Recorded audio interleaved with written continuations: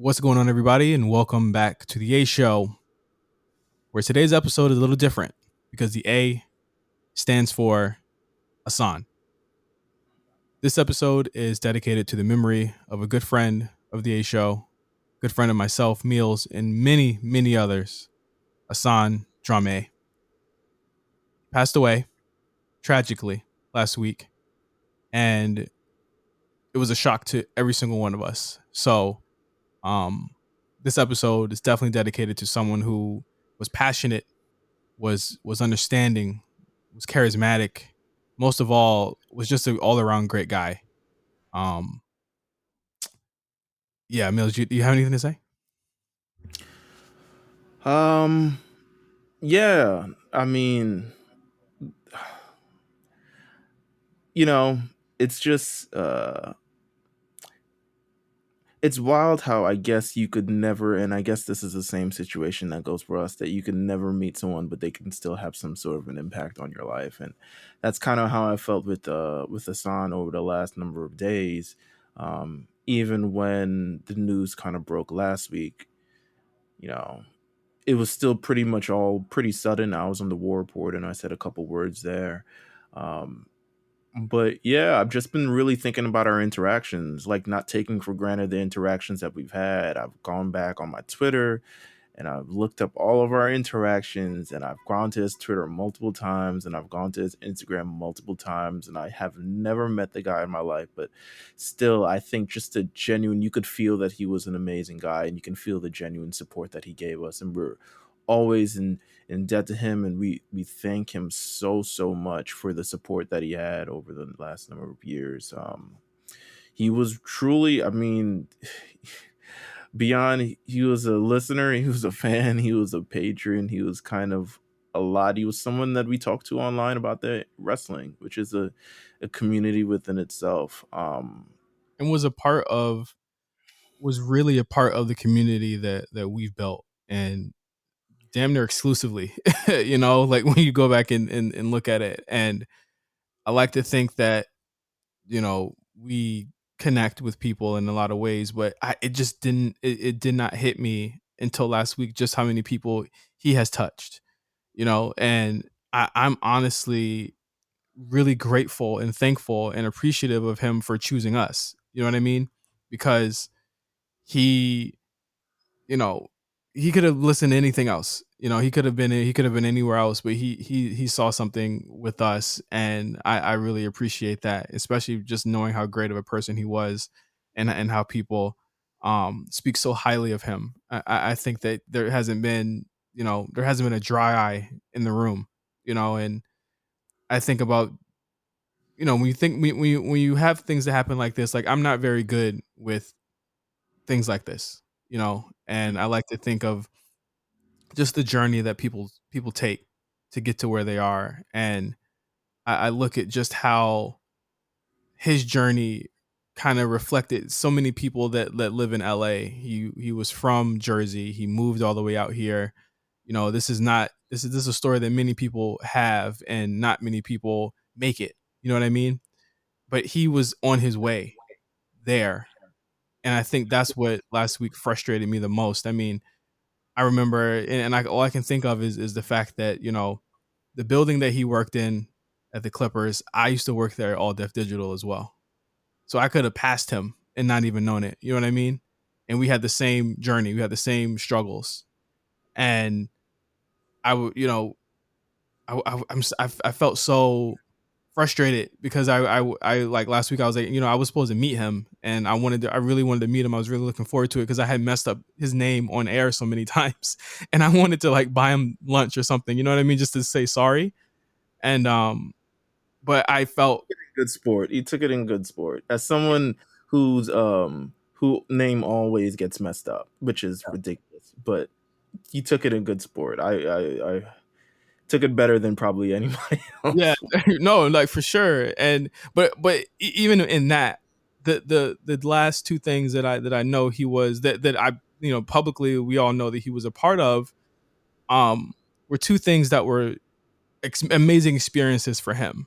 And in myself feeling so terrible and sad and upset about all of this, I think, he got to go to SummerSlam and experience that. And he had such a great time there. And then a month later, he got to break ground on a brand new stadium for a place that he worked for a team that he worked for, an organization that he worked for, and he got to be right there front and center. So he got to experience some amazing stuff on his, in his time here. And if there's any silver lining to any of this, other than it's that he was able to experience life like no one else had. He was able to see things like no one else had, and I try and think of that when I think of him now.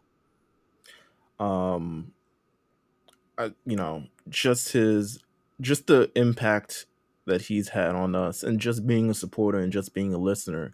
I kind of think now, well, I don't think this now, but it makes me really, I appreciate everyone who kind of listens to us and everyone who puts the time in and who takes time out of their day, or whether they're doing things or multitasking at the same time, to either interact with us or just listen to the show or even support the show, because you truly matter to us. Like, we're not celebrities. We're not anyone of true importance. We're just regular people who have a podcast, who just have a voice. And, you know, I appreciate him for appreciating that, and I appreciate you guys for appreciating that. And it's just appreciation, a show, Assane, just all over, man. So, you know, our prayers, our positive, vibes, everything goes out to his friends and his family and the people who are close to him who are supported by this, because I can't imagine just the last week they had a kind of the initial report of him going missing, and then just having to find out that news. I can't imagine how that'd be. But yeah, we're dedicating this episode to you, and we're dedicating, and we want to know, we want everyone to know that we appreciate them very, very, very much. And Yes. just thank you, Assane, thank you so much. Thank you for being you and leaving a mark on us. Just thank you. Just in all tribute to him, this show is for him. We're releasing this as is in full this week, just as a tribute to him and the listeners as well. Thank you all. We're gonna get into something that I know he probably would have loved to talk about and have hot takes about. We're gonna get to that later as we talk about the draft. But before we talk about the draft, we're gonna talk about No Holds Barred for this week. First up, very AEW heavy week. WWE's been keeping it very close to the chest, if you will. Ooh, okay. Talk about it. Not a lot of news coming out of there. Not a lot of news. I'm guessing that we'll be getting news. Let me see. Why could there not be news? I don't know. Interesting. I mean, everything is just contract news, right? Everything WWE related is contract news. We know that the draft is coming. The draft is kind of like superseded kind of everything. I'm sure there are moves being made, but we don't know it yet, because Nick Khan keeps it in the tuck. You know what I'm saying? Yeah. I was shocked, and I was going to bring it up later, but I was shocked that really nothing had leaked about the draft this year. We didn't really know anything. I think so. Here's the thing. I feel like the draft is, and we're gonna have a bigger conversation about it, but I feel like the draft is not I'm not super excited about the draft anymore, because, and I'm even gonna tell you why I'm not even super excited about the draft, and everything just kind of happened right now, or it happened last night rather, but it's such just a fixture now. It's just like, it's the biggest news you're gonna wrap that Becky Lynch is now going to go to Raw, and it's like, yeah, well, we could experience that when she goes to Raw. Plus, I also don't think they know.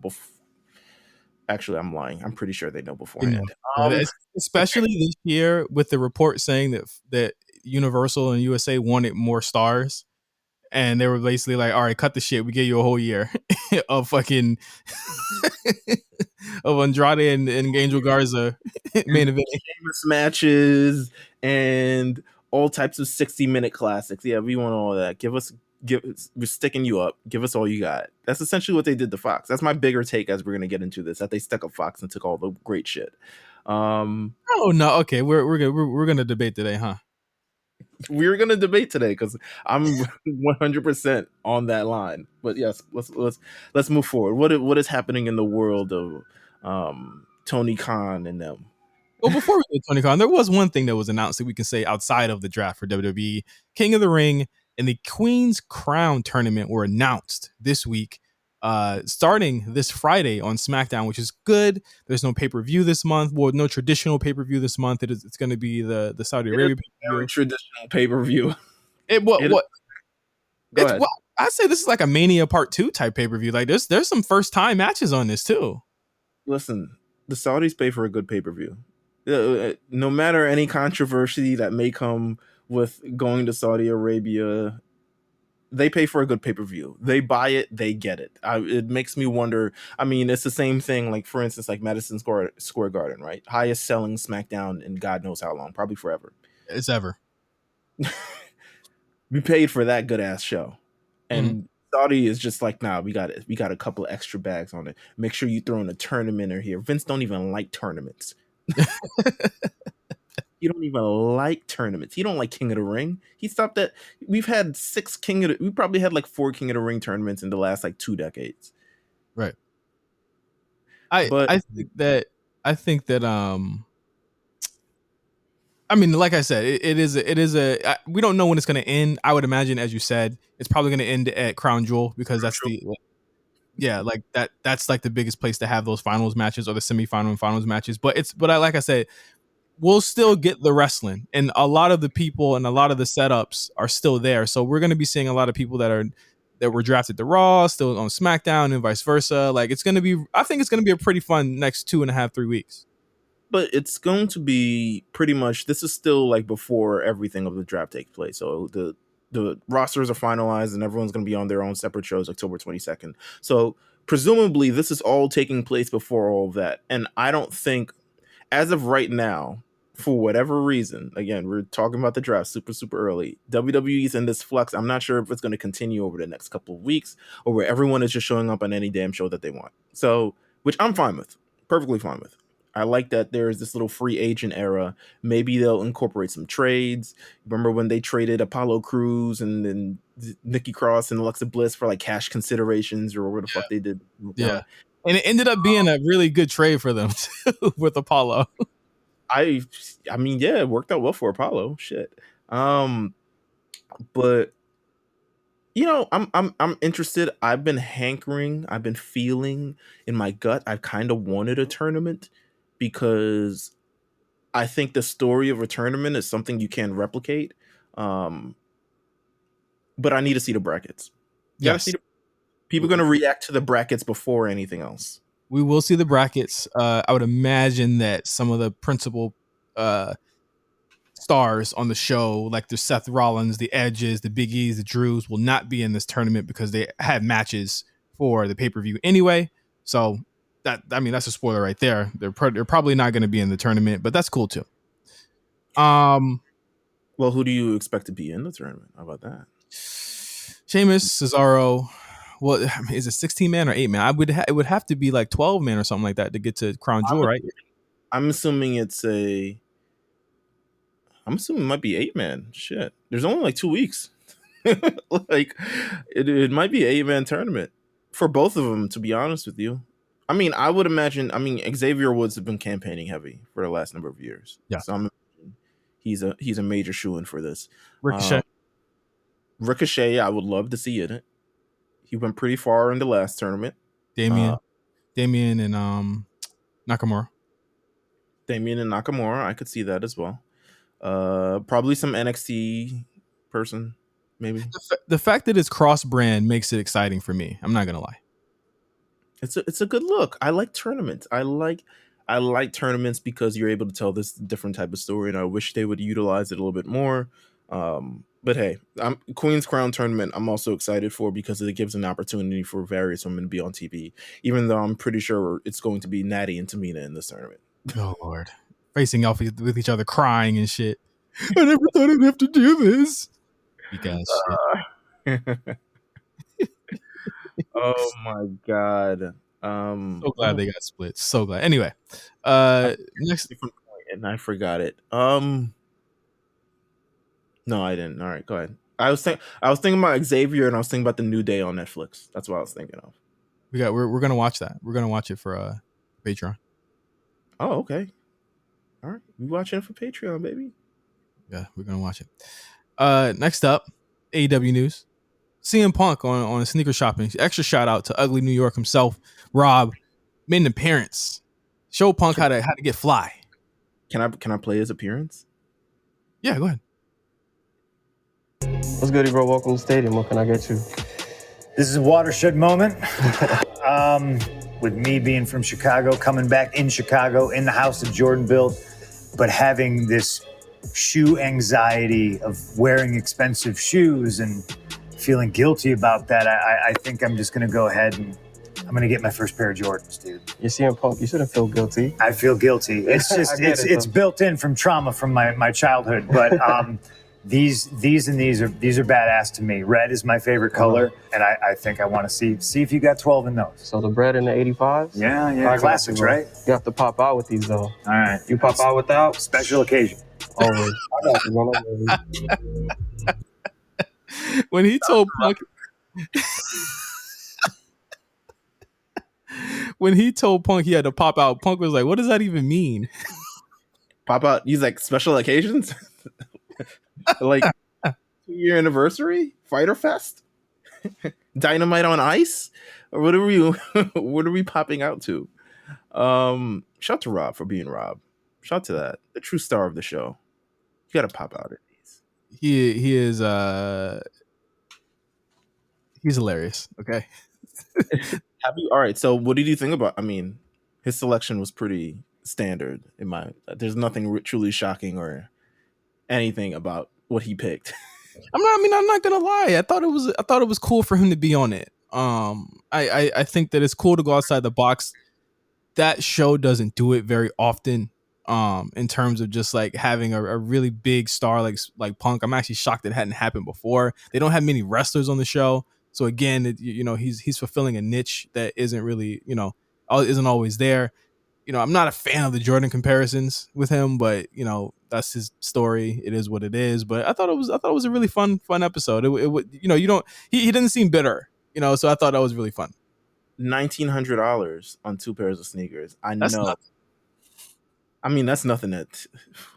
It's nothing for him, but he was acting like he was giving out free ice cream bars 3 weeks ago. You better pay for them damn sneakers. Come on, man. You just gave it a whole all-state arena full of ice cream bars. You can pay $1,800 for 2 sneakers. Listen, man, you could have just called Tony. I know he got broke off. I know he could have just called Tony. Tony would pick up. The Bucks said, "Pick these up." I'm gonna send you a couple pictures. What they said. Actually, the Bucks want you to FaceTime them. Show them what's in the store. I mean, Hold on, Bucks. if Rob told the Bucks to pop out, what you think the Bucks gonna say? Fuck, man. What would they say? They might do. Yeah. Might do a little Pop Smoke dance. They might do a little one of those. Who knows?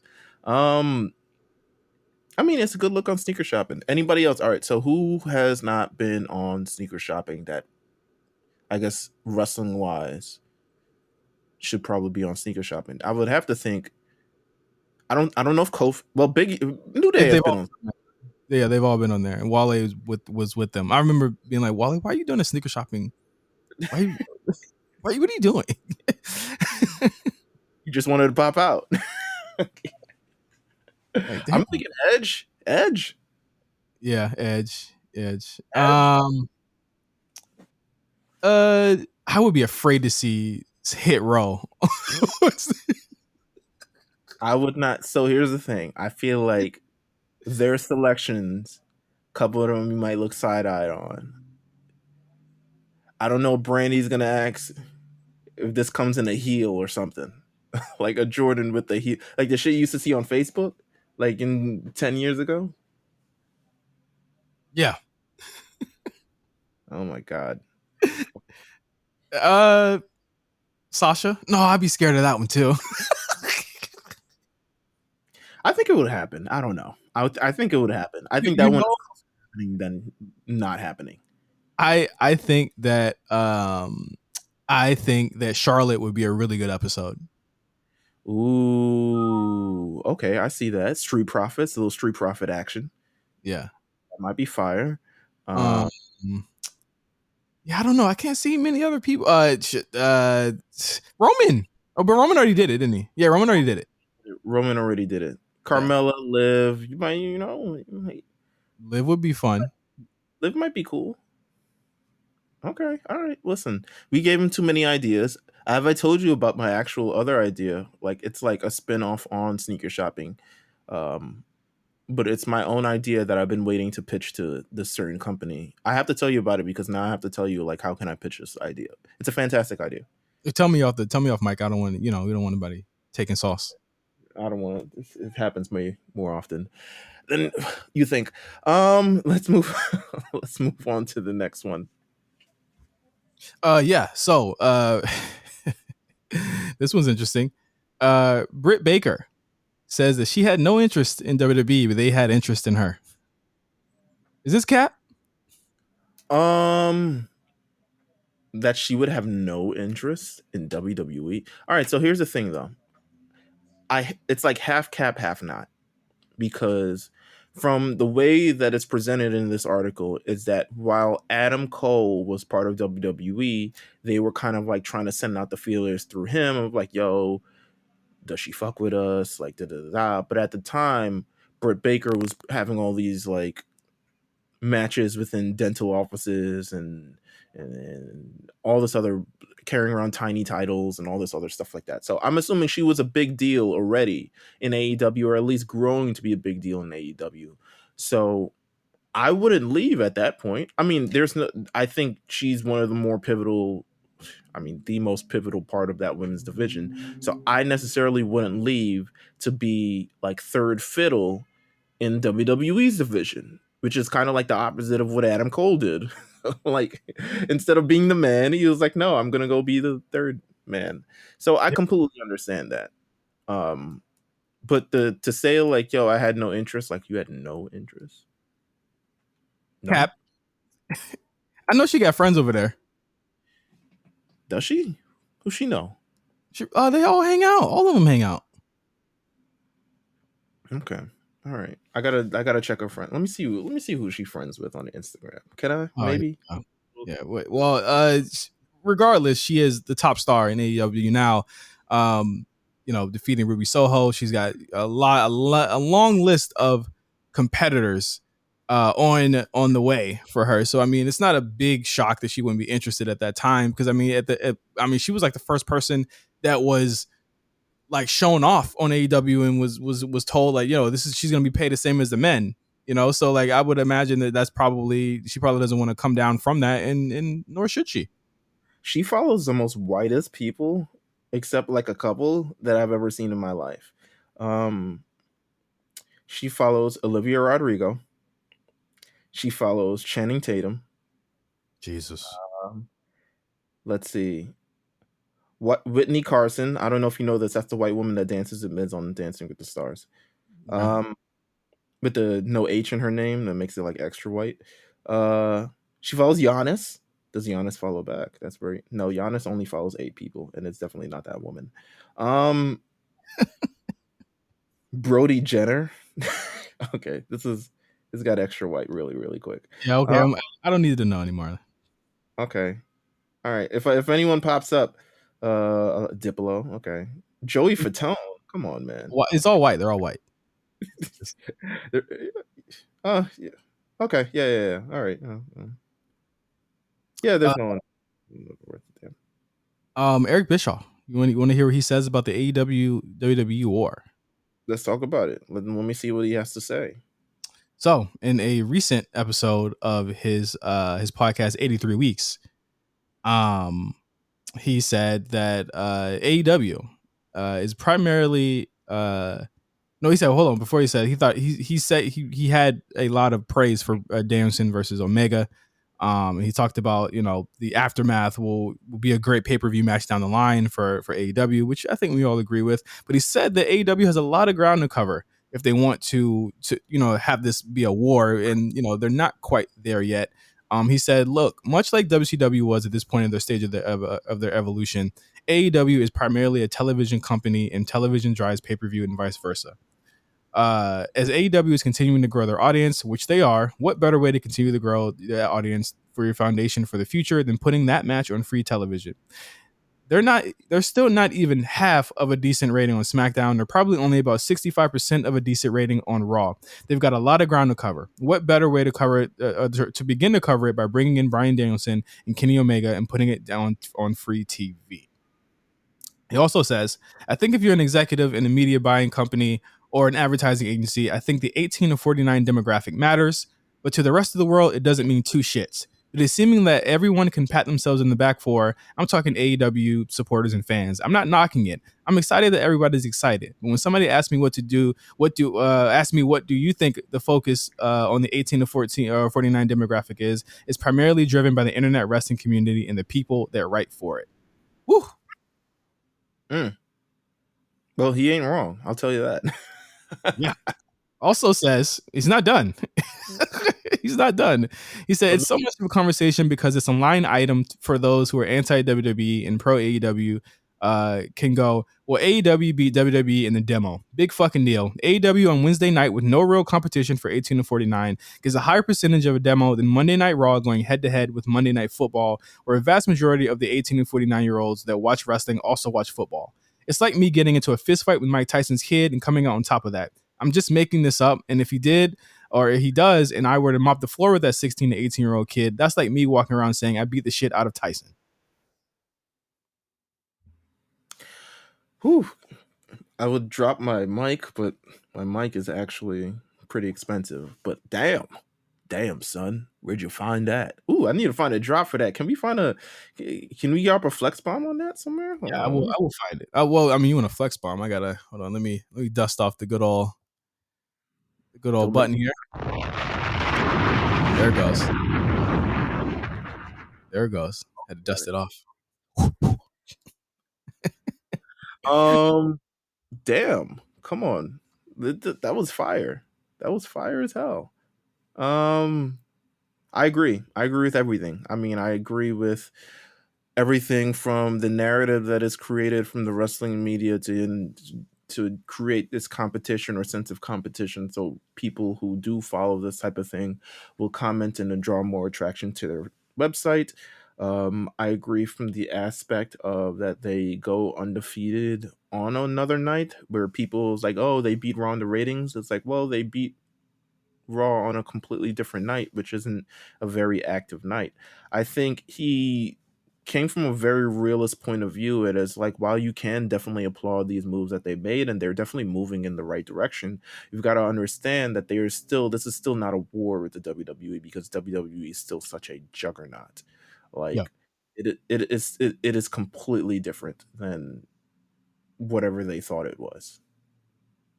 Yeah, I mean, he even continues on by saying the AEW in NXT war was kind of like that was a shoddy comparison. He said that, he hasn't heard any criticism being thrown AEW's way for being beaten by SmackDown now that they're on Fridays. He says it was the very best lineup on AEW's roster against the developmental squad of WWE. Not really competition. That's not the same thing, but everybody wants there to be, and I do too. I'm one of you, but all of us want there to be at least a Monday Night War vibe. We want that as fans because it was fun, and history has taught us that it actually rises the tide and everyone's boat floats higher when it happens. So we want that, but it's not really a war yet. AEW on a Friday night is a very big disadvantage in terms of comparing it to apples. But let's go back to the comparison that everyone likes to make. It's okay when people who write about ratings and talk about the 18 to 49 like it's the end all be all, and it's not. It's one component and an important one, but it's not. Trust me, when it comes to revenue. Since people like Brian Alvarez were so excited comparing AEW A team versus the NXT C team, then let's do the same thing for Friday nights. If that's how we're going to contextualize this battle, what about the fact that SmackDown delivered the week before more viewers in the demo than AEW had for total viewers? People 2 years old and above, that's kind of a big deal, but nobody talks about that. Keep that same energy. Now listen, that's called motherfucking bars, nigga. Fucking play. Hard to argue with there, you know? Yo, he's really good at it. I don't know if he's that tapped in. I didn't know he was still that very tapped in. I always thought when Eric Bischoff wasn't surrounding the business, he was just away from the business. But I guess considering he still does the podcast and is pretty much asked to address all these various things, that he still definitely has to pay attention. And I think he does have a vested interest in AEW. Despite what we think, he's appeared on the show multiple times. I think he can see a lot of the blueprint that he laid in AEW as well, in WWE as well. So he always has that kind of interest. But man, I mean, if you wanted an expert opinion and someone who's not biased, who's pretty much done things for both companies within the last 2 years, there you go. Yeah, I mean, I don't really even have much to add to that. I think that this war is still very much early, if it is that. I'll say it's a war when Roman Reigns is on that TV screen. And that's where I'm at with it. Now listen, that's called motherfucking bars, nigga. Fucking you know nothing about that. Yeah. Period. Basically, yeah. So, moving on. Lio Rush signs with AEW. He if you remember last year, he did a quick spot with them. I think one night, disappeared or retired again. Now he's back, and he just debuted. They literally signed him, and he had debuted a vignette on Dynamite last week. So good for him. I talked about this on the War Report last week that you can go listen to on the AHO Network, and you can listen to the extended version on patreon.com/the AHORNC, where we talk about an actually very special match between Trish Stratus and Stephanie McMahon at No Way Out 2001. But if you're interested in my thoughts on this whole Lio Rush thing, please take your ass over to the War Report. But I'm interested to hear your thoughts on it. If you, I know your thoughts, but I mean, I guess the people are interested. I already know what the hell you're gonna say. But I still need you here. Okay, so I'm here. So in the middle of Black Wrestling Draws, okay, which is yet another hashtag, Tony Khan tweets, "I've been talking to Lio Rush, y'all." And then Lio says, "I love you, Tony. We all do." The next week he signed. Does this, in your opinion, Meelz, does this stop the conversation that people have had about AEW in the past couple weeks? No. I mean, to be quite honest with you, it doesn't stop me. I mean, no, it doesn't. I mean, it just doesn't. They still have yet to put the pieces where the pieces are supposed to go. And hopefully, and not even have addressed it in a real type of actual way, instead of just more being defending themselves against it. Oh, we have black people on this show. Oh, we just signed Lio Rush. It's like, yeah, but what are you actually doing? Yeah. Good for him. I just don't know. It's a bloated show, Meelz. You know what I mean? And as I said a couple weeks ago, and I'll repeat with every type of signing like this, with the way that this company is built, it's gonna get old. You're gonna get old. You're gonna get tired of hearing me say this. The top of the card is what it's gonna look like for at least 4 to 5 years. Lio Rush won't be able to change a lot at the top of that card because they pay the top guys so much money. It's just not gonna happen. All right, so what would be, instead of saying like, okay, these things aren't going to change this, what's our, well, I don't want to give them a list. It's not like a fucking laundry list, but like, obviously the idea is we need to put these places, we need to put these talents in opportunities. For instance, right? Like, for instance, everyone talked about the Swole Diamante match that happened a couple weeks ago on Dark. 3 falls. It was actually a very creative match. First fall was pinfall, second fall was submission. I think third fall was knockout. And I was like, oh, that's type hard. The match itself was okay. I mean, it wasn't the best match, but it's still like I still think it warrants an opportunity on the main show over the third time we have Tay Conti's Anna Jay, Bunny. the Bunny and the other white woman featured on the show. And I think it warrants more of a spot. I think moments like the Jade Cargill win in that triple threat match over Thunder Rosa and was it Rio? Not Rio. Hikaru Shida, right? I don't watch it. Was it? It might have been Rio. I forget these people's names. She was the second AEW champion, the big domineering. Nyla Rose. There you go. I thought that was it was a fantastic match. That it was on Dynamite, but it was on Rampage, but it should have been on Dynamite. Like these are just simple things that you can do, especially when you know Dynamite is where the audience is at. The ratings for Rampage are slipping. They're slipping because everyone's starting to realize this is a Friday night show at 10 p.m. and they got better places to be, and you could probably watch this on YouTube.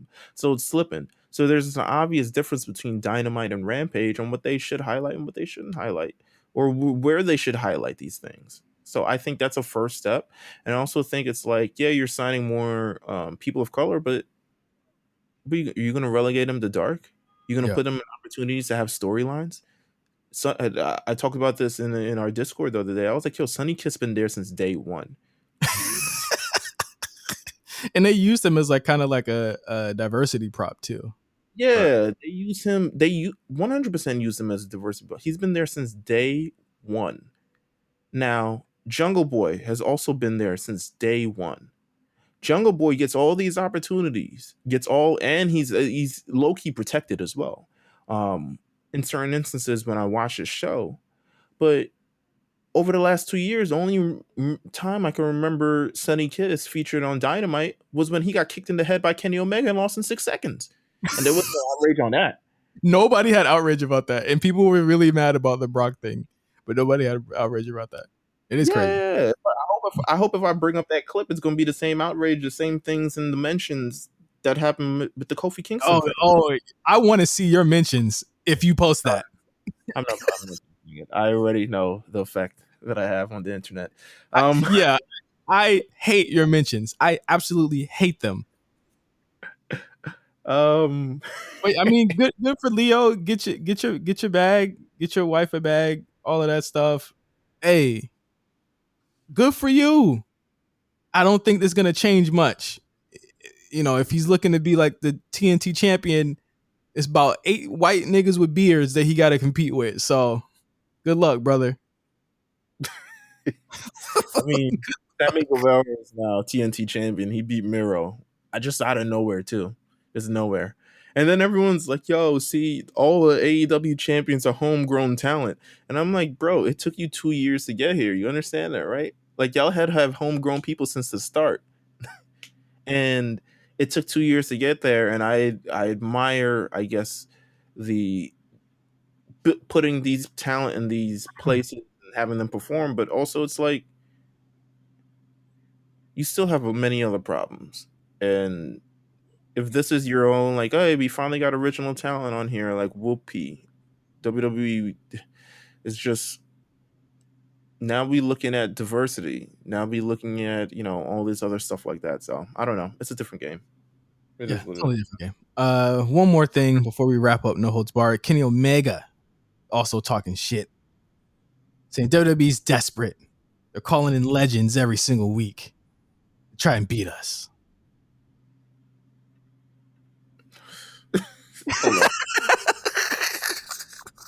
Hold on. I mean, that's nasty. That's nasty. That's nasty work that you're trying to pull off, my man. Very nasty. How about get some black people, bro? Y'all could first of all, they could call in they could call in legends too. You had Arn Anderson on TV talking about how you gonna light the chopper on somebody. They got legends too. It's just the fact that they use those same legends every damn week on TV, and no one gives a damn about them.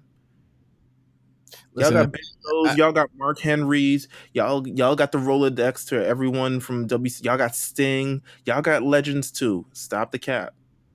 WWE doesn't use them all the time. They use them sparingly. That's why they end up popping a rating. That's why Brock Lesnar shows up and he pops a rating, because Brock Lesnar isn't featured on TV every week. That's why Goldberg shows up and he gets all this attention, because he doesn't show up on TV every week. Like, if it was an AEW, Goldberg would be. They got CM Punk doing commentary and ringing bells and handing out towels and all types of other shit on TV every damn week. It's like, yo, you don't need to be on TV every week, to be real with you. They got to get what they pay for, Meelz.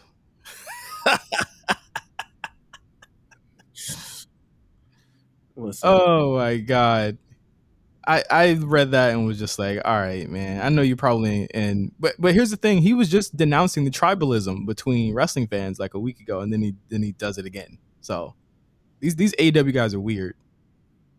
We've been in this, doing this for a long time. We were here.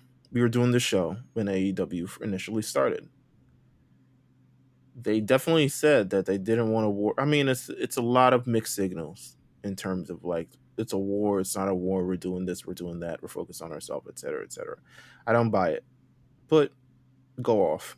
I mean, go off. I don't know what else to say. Yeah. When we get back, we're going to talk about this week, Raw and SmackDown, but we're going to do it by just talking about the draft. So we're going to get all our thoughts on the draft when we get back on the A Show. Be right back.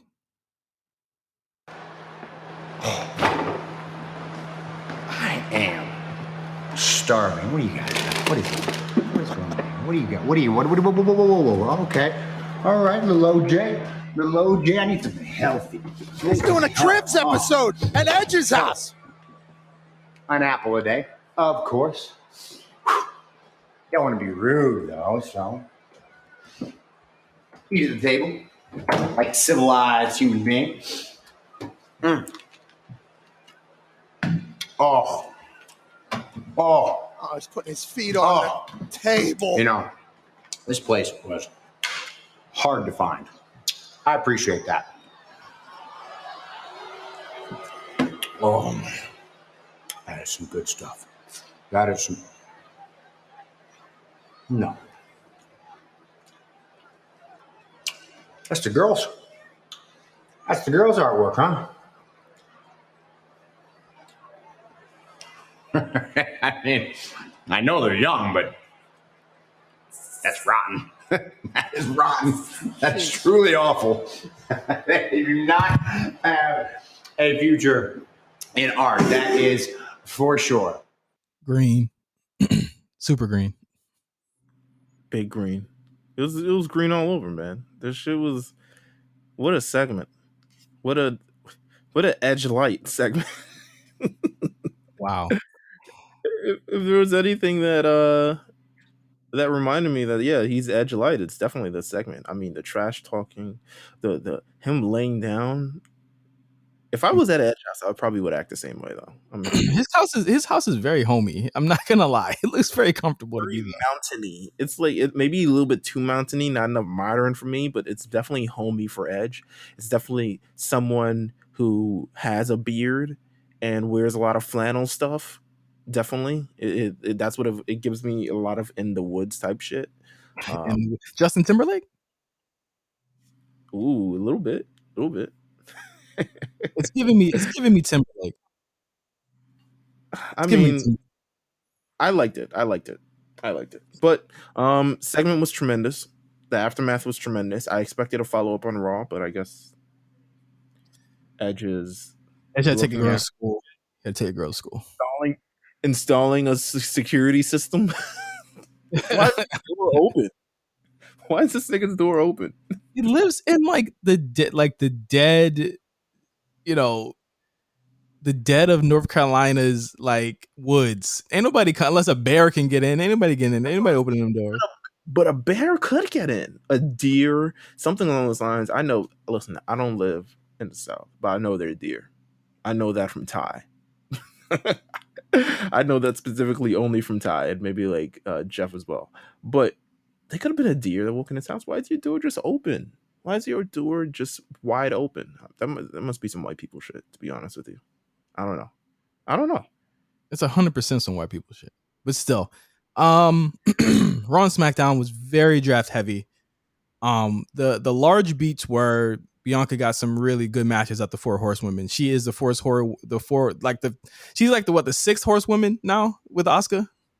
She might be, but she hasn't been any of these. Well, she's been a couple of them, but this week she went. I think she didn't. I was like, damn, she couldn't beat somebody without some interference, but I guess they're doing the interference jazz. She went 0-1 in like 2. Yeah, I was like, all right, oh, whatever. Nonetheless, very big week. Also, Brock Lesnar, who I did not expect to show up on SmackDown. I don't know if he was advertised, but I was shocked. He was rumored. So yeah. I am shocked that he would show up in Baltimore.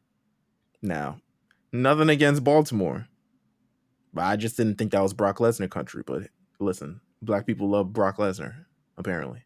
You heard when he showed up, you heard the Farmer in the Dell whistle. And they said, "Oh shit, Brock coming."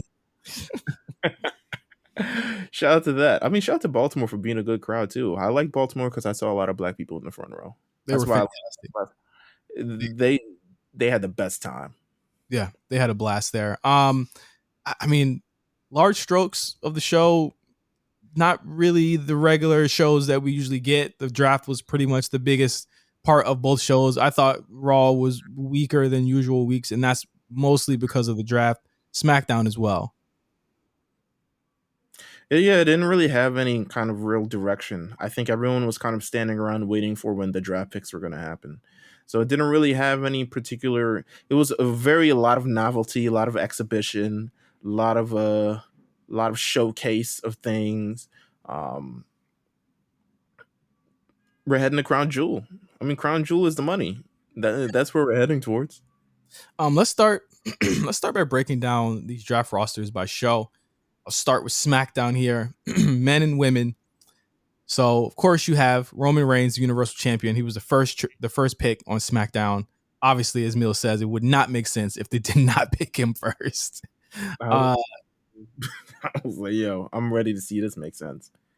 Drew McIntyre, Kofi Kingston, Xavier Woods, Happy Corbin, and Madcap Moss, Hit Row, Jeff Hardy, the Usos, Nakamura and Boogs, Sheamus, the War Raiders, Ricochet, Humberto Carrillo, Angel Garza, Cesaro, Rich Holland, Sami Zayn, Drew Gulak, Mace, Mustafa Ali, Mansoor, and Jinder Mahal, and Shanky. So you don't think SmackDown got fleeced at all? Let me hold on. We didn't get to the women yet. Can I also quick thing before we do? I have to say this. Dancing with the Stars update on The Miz. Oh God. You got a 22 last night. He danced to salsa to Oops, I Did It Again. Do you know who's tied for the number one spot? JoJo Siwa. Fucking JoJo fucking Siwa, man. She said, Miz, you a bitch. I'm gonna be honest with you. I saw JoJo Siwa's dance. It's really unfair. It's really really unfair. She's really, really good at this damn show. So it just is what it is. And they're a same-sex couple. They're gonna get the big pops. Nonetheless, you gotta vote for the Miz, guys. You gotta keep in this. Yeah, just vote for him 10 times, text it to the whatever number it is. Women, Charlotte Flair, Naomi, obviously B-Fab from Hit Row, Sasha Banks, Shayna Baszler, Zia Lee, Aaliyah, Toni Storm, Shotzi Blackheart, and Natalya. How would you rate this draft for SmackDown on a grading scale as we usually do? A to F. I would say Look at the Meelz. Look at the whole roster, not just looking men. at the whole thing. I'm looking at the whole thing right now. I'm literally, if I could show you it, I have it on my phone. I'm pulled up right now. It's iPhone 13. It is the best of the quality, best online. It is all right. I'm going to give it a B minus. Let me tell you why I'm gonna give you a B minus. Because one, you got the same problem that we still have, except kind of not really. You have Roman and you have Drew. That's the top. That's the tippy top. The tippy top. Then it kind of free falls into whatever right. No, I'm not letting you do this. I'm gonna rate this a B plus. SmackDown still has Roman. They have Charlotte and Sasha Banks. That's heavy. They have Drew and the New Day. That's heavy. That's incredibly heavy, Meelz.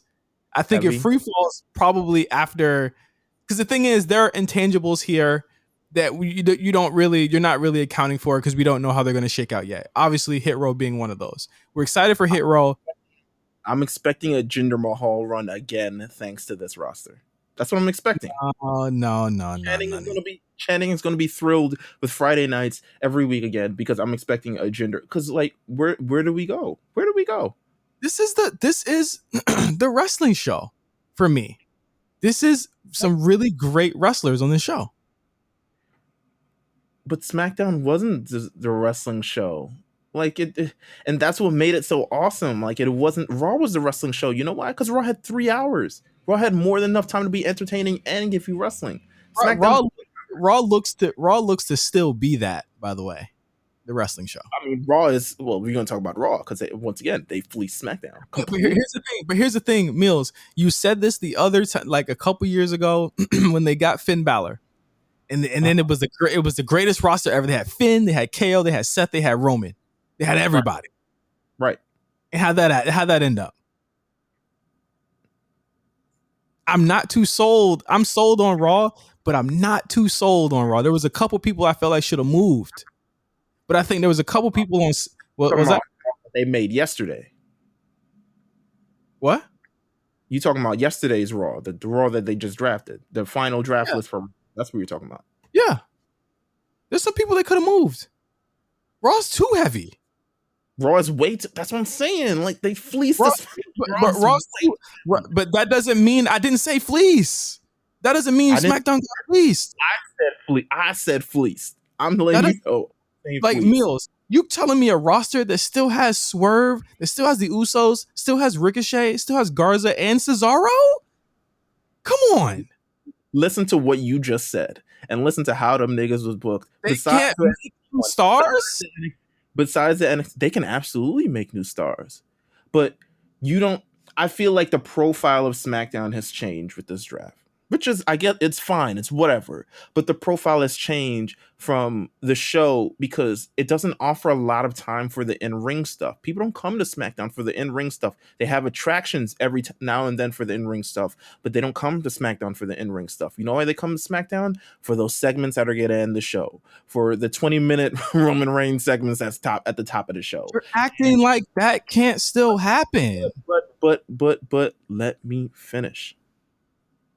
We don't have as much here. I think they took away too much from SmackDown and put them all on Raw, especially considering they took a lot of acts that they helped build up. They built them from the almost damn near the ground up from SmackDown and said, now this is working. Let's put it on Raw because Raw needs this. And Raw did need it, but I think Raw got way too much. In my opinion, Raw got too much. SmackDown needs like another two top talent in this. People comparing this to the 2016 draft, but I also want to say 2016 draft also had John Randy Orton. You're not looking at it from the fact that Brock is still going to be on this show, so that's exciting as well. Brock shows up anywhere. Yeah, he shows up anywhere, but you already know where he's going to be at for the foreseeable future. He's going to be here. Okay. That's exciting. That's exciting. You're not talking about the women, which Charlotte Flair. Go ahead. Flair and Banks sells out any arena any day. I'm sorry, they just do. Let me tell you about the women. I hope they get featured on this show, and I hope we don't see Naomi and Natalya as a tag team. I hope we don't see Toni Storm versus Shotzi as a tag team, because that's exactly what's going to happen, because it's a 2-hour show. I love the women on this show. They have a strong women's roster. They don't feature them as much as they do. And if you know that the main pillars are Sasha and Charlotte, it's going to be just like it was all the other years. So I hope we haven't seen anything yet. I mean, looking at this, I automatically see. I know people wanted to be Naomi, but like I automatically see Shotzi and Tony making it out of here and being stars when this is said and done. I mean, they have the ability to be stars. I agree. I just hope it's put into motion. They 100% have the ability to be stars. I'm not even sure why they broke up the damn tag team, but it's a moot point at this point, because it don't, because I mean, to me, they're just gonna make another tag. See, like you're being him right now. I'm saying I think they work better as singles. I think they can stand out better as singles. Personally, I think Tegan Nox could be one of the biggest baby faces in the world if she gets a chance to be. I agree, but then you're gonna have I just hope they're featured on the show. That's all I hope. Give it 6 months. Give it 6 months, Meelz. I'll give it 6 months. I love the women's roster on the show. I just hope they're featured on the show.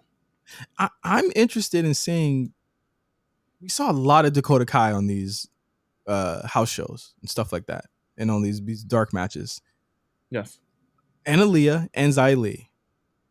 If Dakota isn't drafted, I could see her actually coming in a different way on one of these shows without having to be drafted. I could see her coming in as like a surprise or a shock on one of these shows. I hope so. I really do. I think I was surprised that she wasn't drafted, wasn't picked up, but I hope that there's bigger plans for her in the future. That's what it feels like.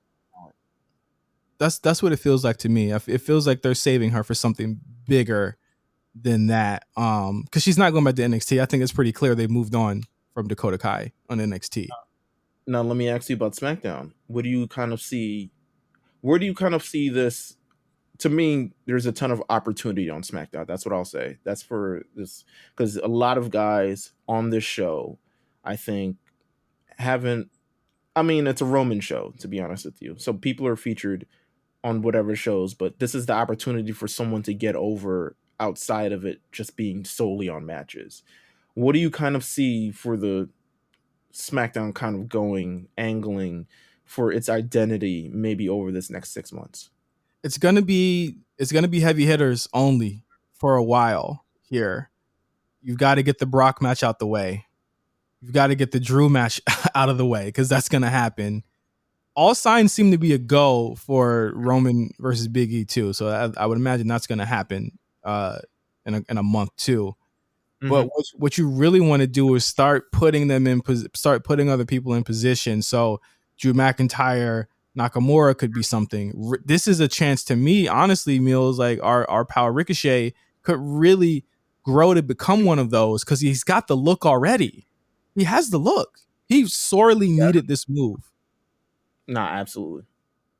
Like he needed the opportunity of putting him on main event. Exactly. That's what they're always doing. And you give him that opportunity to face the Roman Reigns, the Drew McIntyres, the all of them people at once, as well as, I mean, if you look at it also, Shayna gets an opportunity now as well, and not because under Becky Lynch and Bianca Belair and Rhea Ripley, you're not getting nowhere. And we'll talk about that on Raw. But I think that the opportunity on SmackDown is a lot bigger. It almost reminds me of like when Becky and Charlotte were going at it a little bit. Or even the year before that. Like it could be good. It could be. And I might be getting my years mixed up. I'm pretty sure Novak's going to be like, no, not that year. But I think it was 2018. You're talking about the Becky moment? Yeah. Like it's reminding me of that.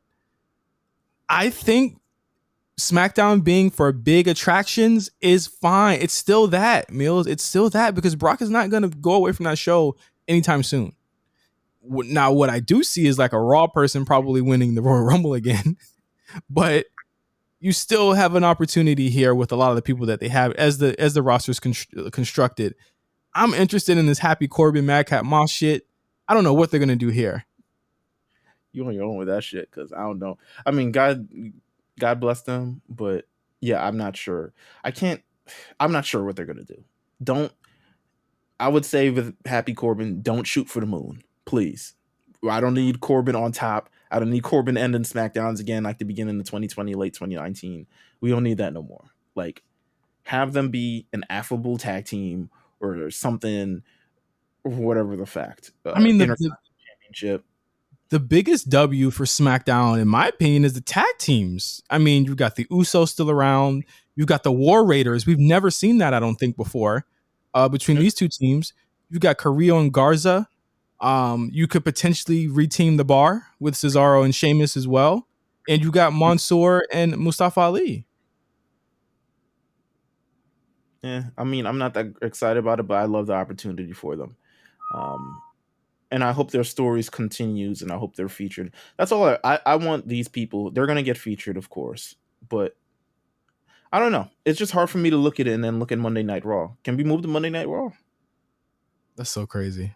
You're bugging. I think that this SmackDown has potential to still be banging. And will you call a spade? Hold on. Will you call a spade and admit that I was right if SmackDown ends up being heat? So I think yes or no. Yes or no. Let me preface this. I think the bar is definitely lower with SmackDown. No, just yes or no. You hear what he's doing, y'all? You hear what he's doing? Who the hell cares? Hold on. I will say this. They are talented, so they're going to compete. You know what? Whatever. Yeah, I'll admit it. I'm not buying that it's over for SmackDown. I never said it was over. The only argument that I've been making is that Raw fleeced SmackDown.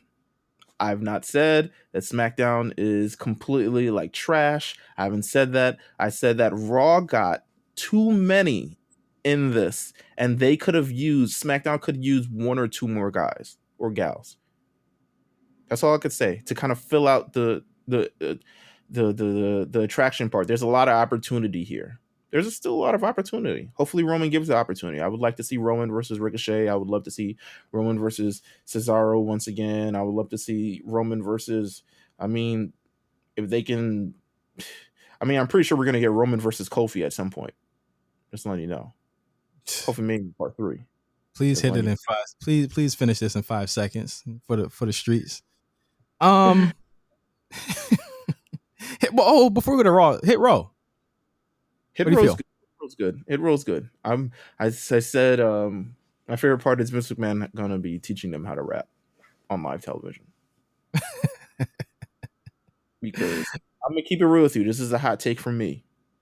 Because what's my man's name? Top Dollar. Top Dollar been on Twitter heavy over these past couple days. Maybe too heavy. You know what I'm saying? Oh, we write our own stuff. Oh, everybody who doubted us, F you, blah, blah, blah.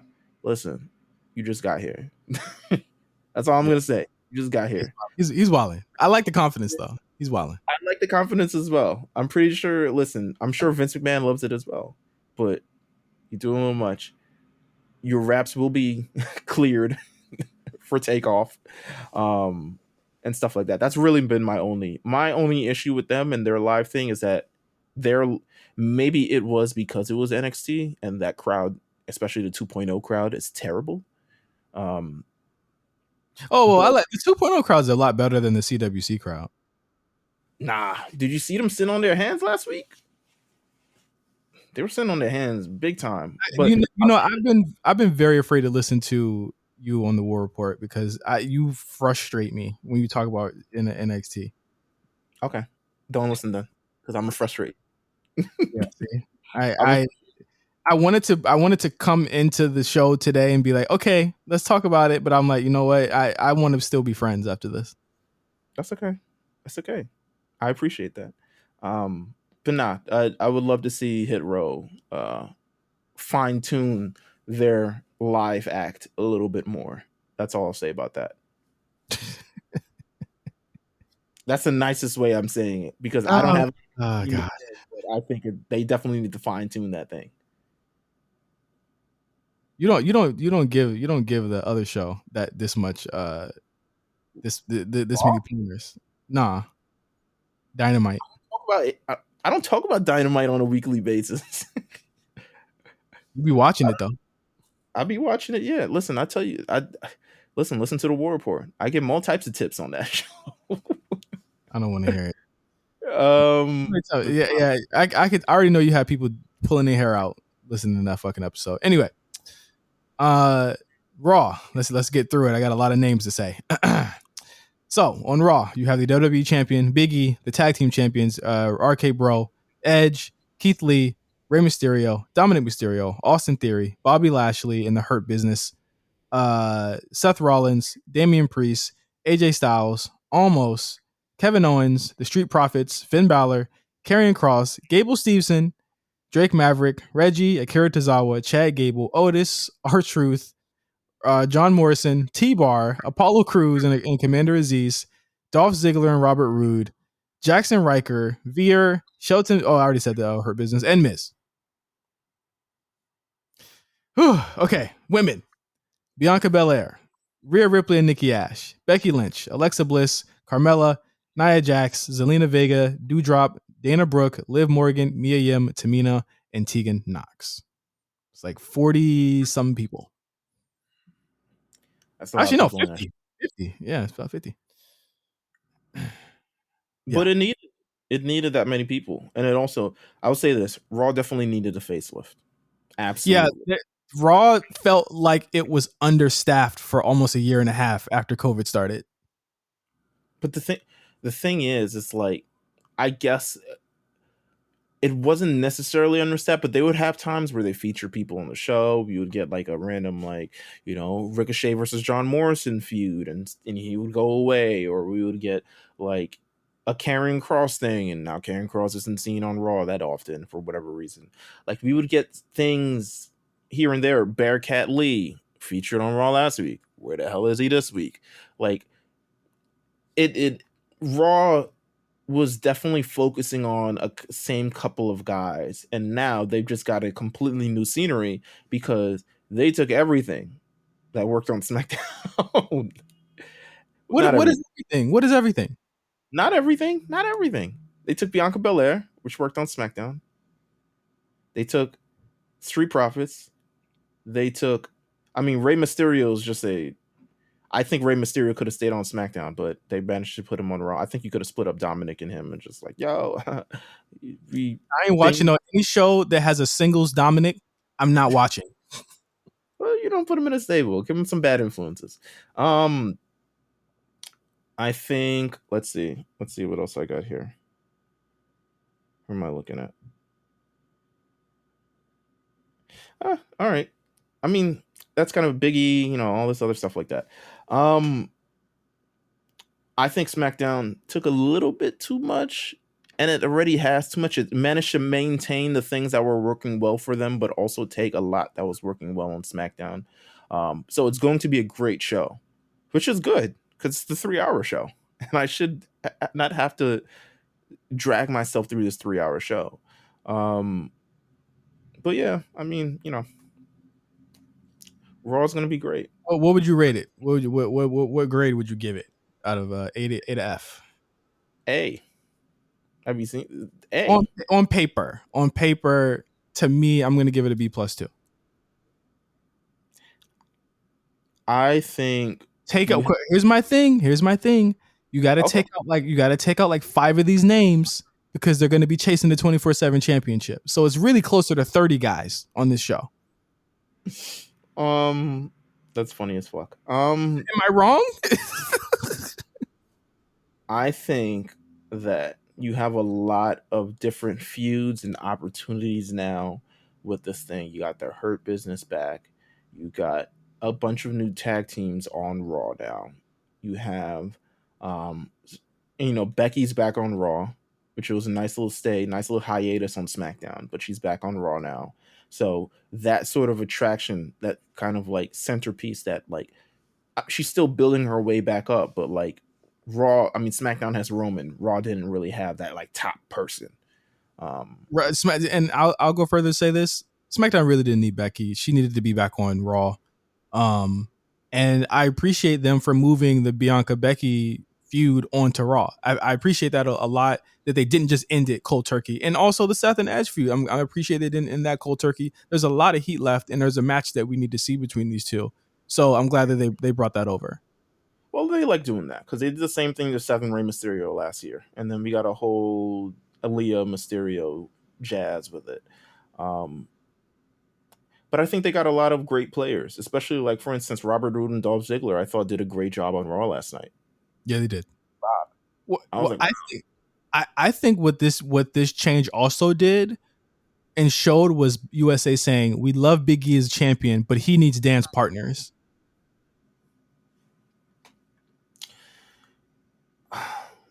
I agree. I don't think. Well, all right. So let's look at the main event scene from Monday Night Raw. It's heavy. It's heavy. I mean, if you break up Randy Orton and Riddle, they're right there. Edge, Keith Lee's building. I would say he's a project. Bobby, obviously. AJ Styles is up there. Finn Balor 100% up there. That's how stacked they are. The Finn was like the fourth, fifth round. That's how stacked this roster is. Yeah, there's a lot for Big E to do on the top of the card here, and these are matches that could go for however long. Like, I don't know how long he's gonna have it. I don't foresee it being that long, but like there are guys here. I mean, Damian Priest as well. I agree. I see a lot of opportunity there. I'm giving up for Apollo, who was on Raw last year, had a, I would call it a sham of a U.S. title reign. Went to SmackDown, revitalized himself. Now is back on Raw with a new identity and can properly challenge Damian Priest for whatever championship that he has at this point. I think people like, honestly, like, and this is the underrated thing. Even people like Zelina Vega and like Liv Morgan, people who are kind of on the rise, still haven't, they aren't necessarily there yet, but you can kind of see a trajectory for them if you want to build them in. I think, and they're going to be used quite frequently as players or something like that. This is an opportunity. Now, will Liv Morgan's on a roster, or there's some big girls on that roster? Hey, man, keep it 100. She ain't bigger than them. If she's as big as she's supposed to be, she gonna outlast them all. I mean, I would like them to feature her instead of everyone on the timeline playing Where's Liv again, because oh god, yeah. Would I like Mia Yim over Liv right now? Probably yes. Well, do I think Doudrop is in line for a push? Hell yeah. So like she's definitely up there too. Carmella, first time on Raw ever. Ever. I mean, she's tag team bound. If I they blew up the tag team division in a lot of these moves, but I think that you can kind of see who's going to be in teams. I mean, Dana Brooke and Doudrop is probably going to be a team. Let's keep it 100 here. Sorry, Doudrop. Yeah, so sorry that you got to go through this. There's going to be some put together teams here, and just don't be upset when you see it, because they basically did blow up the whole roster there, but they did it in service of who I think, if you want to know who I think are going to be single stars on Raw: Bianca, Becky, Rhea, Tegan, and I can see Mia as well. I like that. It's a good base. And we still got Reggie and. You said Reggie? This nigga. Reggie and this nigga, man. Damn. This nigga's wild. But overall, Raw came up. Raw looks good. Raw Raw needed the Street Profits. Raw needed Bianca Belair. Raw needed the Hurt Business back together. Raw needs the women that they have now. Raw needed it, and they got the facelift. Raw has Rey Mysterio now. Yeah, Raw definitely needed it. This is a show that I think has been really strong, and I said this a couple weeks ago. It sucks so much that it was starting to hit its stride because they're going to blow it all up. But they kind of didn't blow it up. They added to it. So I think that it's cool. You got some really interesting picks here. But what I really want to speak about is a couple of people here. Austin Theory, one of them. What are you thinking? Definitely in a better position than when he was on Raw last year. Yes. Has the opportunity to do things, but will his push be prioritized?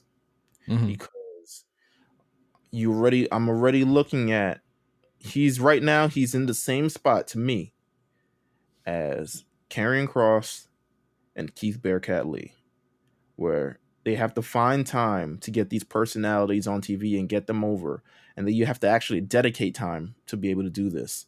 Will they be able to do this on a consistent basis, considering everybody else that's featured on the show? They can, but will they?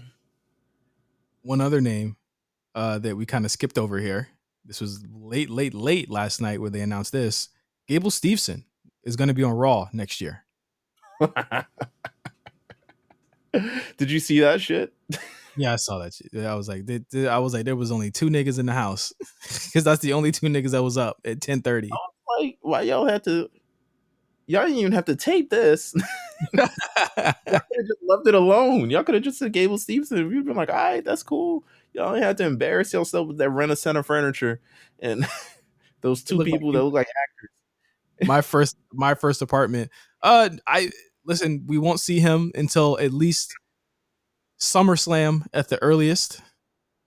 I think they're going to put a lot behind this guy, but all roads lead to him come next summer. So we should definitely be looking out for that. I might actually forget he's on the show by next year.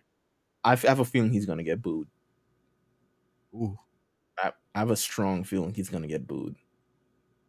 I feel like if he's not going to be on Raw, but he's taking up a Raw roster spot, I think fans are going to end up like, yo, who's this nigga who's just taking up time now? But they're not gonna talk about him for the whole year. They're just gonna have him in the background. Here's the thing: he's not taking up a roster slot, and people need to understand that like he's a big star coming in. That's just what it's gonna be. Brock was on Raw and was never on there for months at one point. Yeah, but I'm just saying I'm speaking probably from like, not us, but I don't know. I have a feeling he's gonna get booed. Like, it just feels like if you're gonna be here, be here. I feel like they shouldn't have announced him in this draft if he wasn't going to be an active part of Raw. They could have like just had him signed to Raw later. They had to get some hype behind it. I'm pretty sure USA wanted that too. I mean, maybe, yeah, probably. Anybody you're interested who wasn't drafted? Before we get to that, one more person I did want to bring up as kind of just being on this roster. Where is he or she? Where is he? It was at the tip of my tongue before we got really caught up in this Gable thing. Okay, Kevin Owens. Kevin Owens. Rumor that he's leaving in January. Does this leave more smoke to the fire? Is it just kind of perfunctory? They had to do it. I feel like if they were like done with him, they would have left him on SmackDown. Nah, I feel like they put him on Monday Night Raw because he just needed to fresher out. I think this is for show. Yeah, I think he's still leaving. I think this is for show. I think even if now they have the opportunity, like even if he was going to leave, they've got plenty of people who could benefit from this. An Austin Theory, a Bearcat Lee, a Karrion Kross. He should be putting people over. Yeah, I think so. If he's leaving, there's no report on if he's signed as of yet. I think if he'd signed, he'd be in a world title picture, in my opinion, because niggas ain't signing contracts without getting some guaranteed shit in it.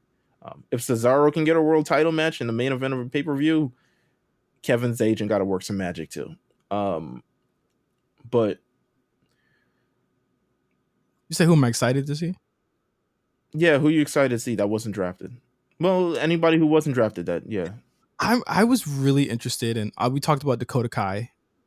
I'm really Mhm. interested in Gargano. I'm guessing that's he's out. I would imagine, but I don't see him fitting in NXT. So I was just like, why don't you just ride out the last couple months on the main roster? It doesn't make any sense for you to be in a brand where it's like you can't really have the Gargano match anymore. You could way easier have that on Raw or SmackDown right now than you could in the way NXT is currently constructed. Very Mhm. interested in I'm very interested that Pete Dunne was not drafted, but Ridge Holland was. I don't even know what Ridge would do on this roster right here, to be honest. Yo, they drafted me. What do I do? Exactly. I had always thought he was the heater for Pete, and then he was going to break off and be the his own thing. But if I'm to be believed, and from what I see, it looks like Pete actually does kind of like working with those guys down there, and a lot of he probably does coach a lot of people down there with Ciampa.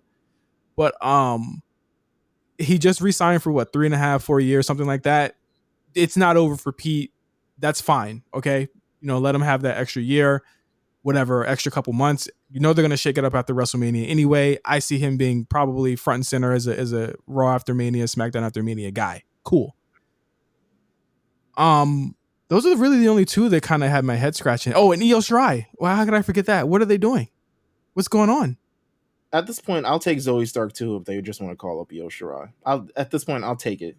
I Right? really just call up them both. If you really don't want to put them apart, just call up them both. Like, It's so interesting to me. There's no room on any of these rosters for her. maybe she don't want to go. She would succeed. She would succeed. Asuka also wasn't drafted this time. She must really got a bad. That injury must be terrible. Yeah. This is like she's been out for Months. Yeah. Yeah. But they drafted Alexa Bliss, they've been saying she isn't going to be around for a while either. No, they have been saying that, but on the real, she probably gonna be back soon. Okay. I have a feeling that she'll be back sooner than later. Let's see who I got on SmackDown. I mean, Ember Moon, meh. Frankie Monet could have been drafted. Wouldn't have been mad about it. Casey and Caden, They should have went. Yeah, but who in their right mind would like pick them? You know what I'm saying? Like out of everybody. The TikTok tag team. Let me see what else they got. They got Oni Lorcan. Could have been cool. Legado del Fantasma. I mean, if you're gonna take Hit Row, take Legado. No, not yet. Not yet for them. They Santos hasn't gotten everything he needed to get there yet. To me, I think he's still got things to do down there. But sometimes you don't. Sometimes you just don't, though. And he is someone who does. So I think there's still time for them to be that de facto heel stable. And with Hit Row gone, let them do that.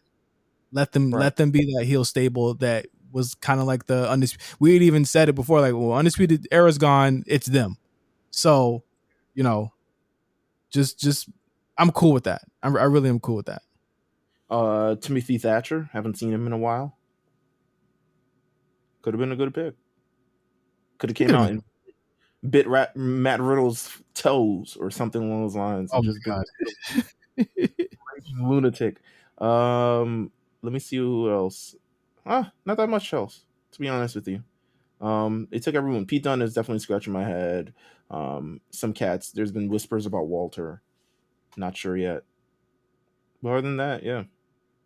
They got have Walter come on SmackDown, and if Walter comes to SmackDown, do you change your opinion on SmackDown? Absolutely. Okay. That's what I thought. Yeah. I give it an A at that point. Yeah, I would think so. Walter comes down, slaps the shit out Drew McIntyre's chest, and we're off to the races. I love it.